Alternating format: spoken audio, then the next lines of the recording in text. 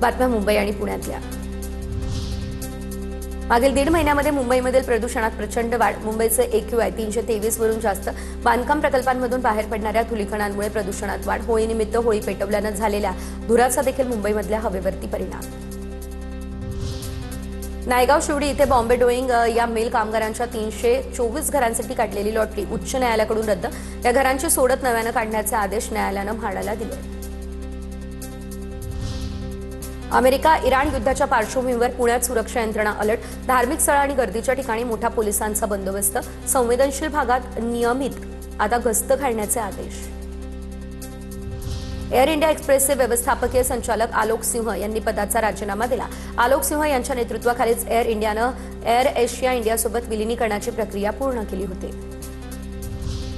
मुंबईच्या परळमधल्या साईबाबा पत पालिका शाळेच्या आवारात कबड्डी खो खोसाठी स्वतंत्र जागा ठेवावी या मागणीला पालिकेचा सकारात्मक प्रतिसाद। लवकरच शाळेच्या जागेवर क्रीडा संकुल सदृश्य व्यवस्था केली जाणार हे जवळपास निश्चित।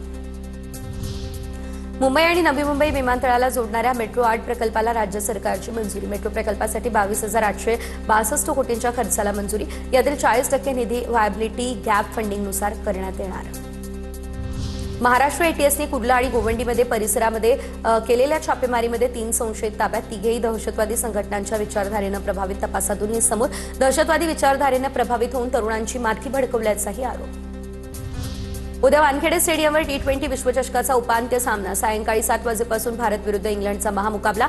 सामन्यासाठी MCA कडून जोरदार तयारी सुरू।